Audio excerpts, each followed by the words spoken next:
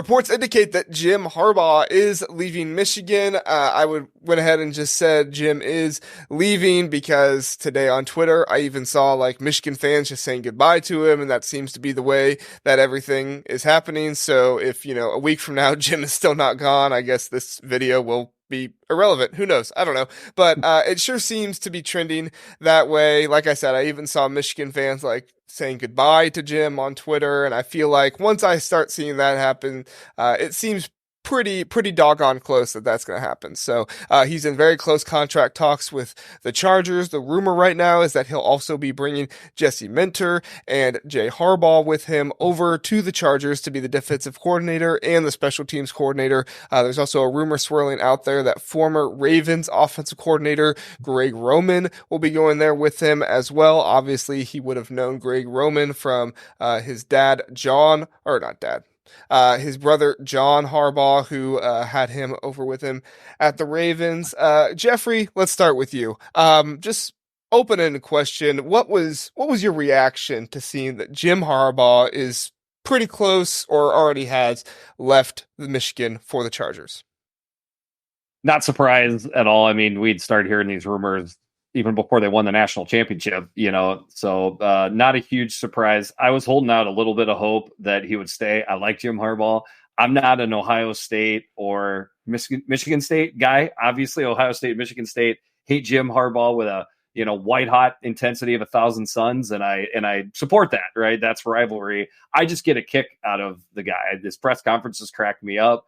And I like his brand of football, right? It's defense. It's run the ball down your throat. It's been, I wish it wasn't Michigan, to be honest with you, but I love the style of Big Ten football that got crammed right down everybody's throat, including Alabama in the SEC and then Washington in the championship game. So I like him. Not surprising at all. I think what's going to be the most interesting part of this is Michigan fans want Sharon Moore to take over the reins.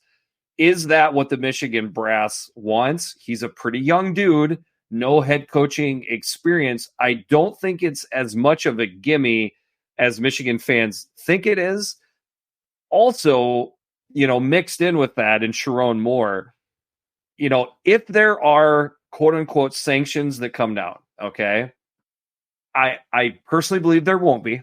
Okay, I've seen the ineptitude of the NCAA. I don't think anything will happen of this. I don't think anything should happen of this, just to tick JR off a little bit more. Okay. You've done so. Great job. Yep. I don't think anything will happen. But if there is some sort of fear that it could, then you can't have Sharon Moore, who could, be a part of this. I would think the officials inside Michigan know how much of a connection he has. And if there is a connection, is there anything going on? I'm talking in circles, but this is what has to get figured out. If he's clean, I think he becomes more of a viable candidate. But even if he is clean, to just assume that he's the coach, I think, we're not quite there yet.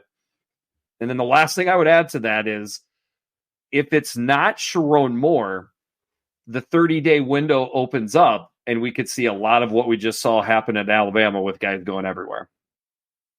Yeah, I mean, it's a two-part conversation here, the reaction to Jim Harbaugh leaving, and then, could there be an Alabama or a Washington situation where there's just this huge exodus of players? And really, it's not fair right now, right? I mean, Alabama, as much as I love seeing their fans, kind of going through it because, they're one of the only fan bases that hasn't had to go through it ever since Nick Saban has got there.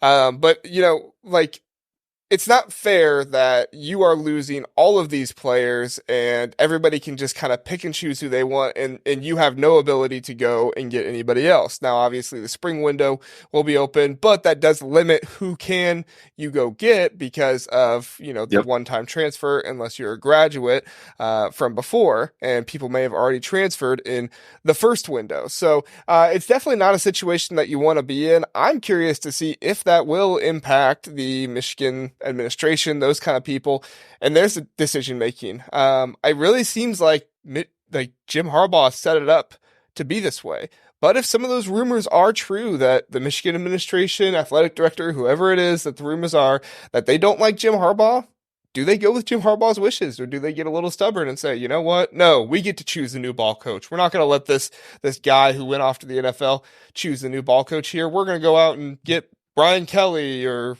I even heard somebody say PJ Fleck at one point. I don't think that would happen, but who knows? That's that would be a name mistake. I heard. Yeah, that's what I think too. Let's do it. Let's see how that happens. He's going to row that boat right out to the middle of the ocean, lost at sea with Minnesota's boat out there. Oh man, he was our 13 and 14. I was the only one that had any faith. I have him 13. I think I was the only one. No, I had him. Yeah, I had him last. Yeah. No. Actually, no. I put Purdue's coach last Ryan Walsh, because I hate him more. Yeah. But he had a lot to say about Nebraska this leading up to our game this year. He don't like us. Yeah, he did. Justin, your reaction to the news, and then just thoughts on Sherrone Moore, possible exodus, that kind of stuff. Yeah, first things first with the Chargers news. They were kind of the front runners during the whole time. So I think I'm less surprised that was the Chargers than even him going to the NFL. But like Jeffrey said, it was just kind of written in the stars for a while now that he was going to the NFL. It's even before the season started, the last few off seasons. But I think the Chargers is a good fit. They got the 5th overall pick. They got a franchise quarterback, so he probably sees something there he can build with. And the staff that the names listed on the staff that he was looking to bring over are very good. But with Michigan, there's a little juxtaposed position here where they, we're talking about the brass and whether they want to, grant Harbaugh his wishes and Sherrone Moore, but I think whatever decision they make there, dude, I think if they stick with Sherrone Moore, then short term they're in a much better position. But if they go elsewhere, it's going to be a long process probably to turn that over and get it back. But the thing is that shakeup coming into this new Big Ten, it's even more interesting to see how these late coaching staff changes are going to play out and how these teams are going to get built back up in this, what seems to be arm race of the two super conferences now, because it's definitely going to look a little different, or a lot different in terms of how that goes. So not only are we going to get to see, what they do next, but we're going to get to see the impact that a significant coaching change has. And if they have this mass exodus of roster turnover, just how hard it is to be able to build that back in this current college football world. So really interested to see, because I think that Sherrone Moore decision is going to be all the difference in how we view this Michigan team the next season or two. So I think Sherrone Moore, though, in terms of just for the ease of the transition and retaining a lot of the talent that they have, I think Sherrone Moore I think it makes sense. Yeah, no, I think Sherrone Moore makes sense as well. Let's go through a couple comments here. Jim saying goodbye, Jim. Jim saying goodbye to Jim. The other Jim. Casual Big Ten Greek. Let's go. Glad you're here. Yes, we are too. Justin Rose. Greg Roman was Jim Harbaugh OC. Yes, actually he was. 11 to 14, I think, when he was, and I think he was at Stanford with him too. I don't know. I'll have to go back and check on that. I think he was with Stanford. Now that I think about that. And then Jim is also asking, how about David Shaw to Michigan? That's interesting. Yeah. You guys have any reaction? I would be happier. I mean, I've heard, Notre Dame coach Kelly, no chance. Like would be a horrible hire to me. Yeah. To go from a coach in Jim Harbaugh that I think had morphed into a really good players coach. I don't think he was always that way. I think he morphed into that. I think that's part of the reason why you saw the success that you've seen at Michigan. Then to bring in Kelly from Notre Dame, who is in the Bill O'Brien mode for a-hole, I think that would be a bad hire. I think David Shaw, I've seen that thrown out there, that would be open to it. I've heard, Matt Campbell, every time one of these big, coaching hires comes out, his name's out there. I don't think he's actually going to get hired, but I hope he's rumored because I have fun with that every single time. Outside of that, who knows? I think could they pull Dan Lanning over from Oregon? That's another name I've heard. Now, I think Dan Lanning is, I think he should stay where he's at. I think he's got that Nike money and things are good. But the point you make is all of these names are on the board. Yeah. They're all on the board.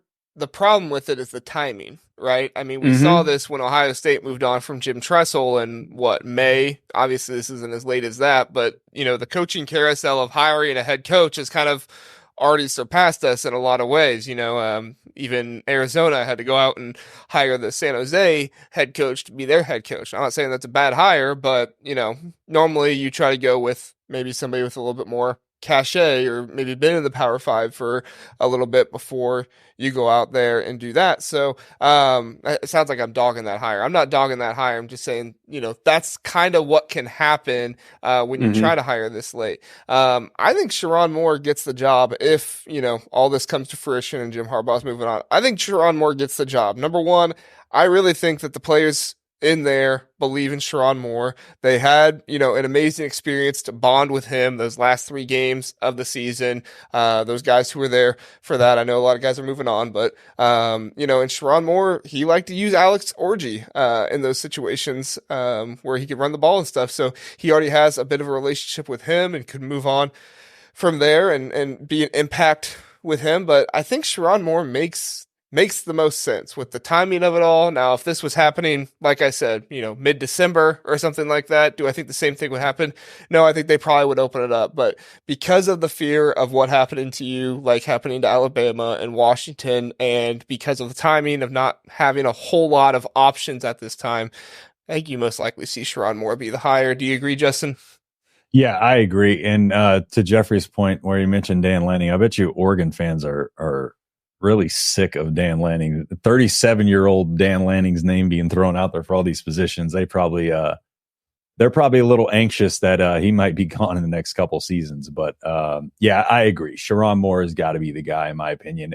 Everything lined up perfectly. He even got to coach some games for certain reasons, this season. And so, yeah, he's built such a good relationship with that team and those players. And just looking at how emotional he was in some of the press conferences or post games, you can tell how much he cares and loves that team. And I think the players pick up on that. So I think he's a guy that they want to play for. And hopefully the brass pick up on that, because they aren't always in tune with what the players are wanting and thinking. So. Yeah, I mean, don't get too caught up in the politics of it all, right? Yeah. If they don't like Jim Harbaugh, just make the right decision for the team. Yeah, it doesn't matter if Jim Harbaugh was grooming this guy to be the head coach, or if you don't like Jim Harbaugh, just make the best decision for the team. Don't ruin your own legacy for somebody who's gone. Right, exactly. So yeah. I guess this one just popped in my head. We'll discuss it really fast, and we'll be done from here. But Michigan, I mean, you guys brought up Dan Lanning. I feel like Alabama's probably a better job than Michigan. So if Alabama couldn't get him, I don't think Michigan could. But maybe I'm biased. I know I'm a Buckeye fan, so I'm gonna look a little bit more down on them than maybe some other people. But I mean, is Michigan on the same tier, about the same job as Alabama? Is it worse? Is it better? I mean, Jeffrey, you have any thoughts on the position of head coach at Michigan? What kind of job it is compared to other schools? If I'm taking the question comparing Michigan to Alabama, historically speaking, everybody looks up to Alabama. So yes, I put Michigan under Alabama, but following the GOAT, yeah, like they say, don't be the guy, be the guy that follows the guy. So like, if I'm looking at, Michigan or Alabama, I'd probably go to Michigan, because that's a good point.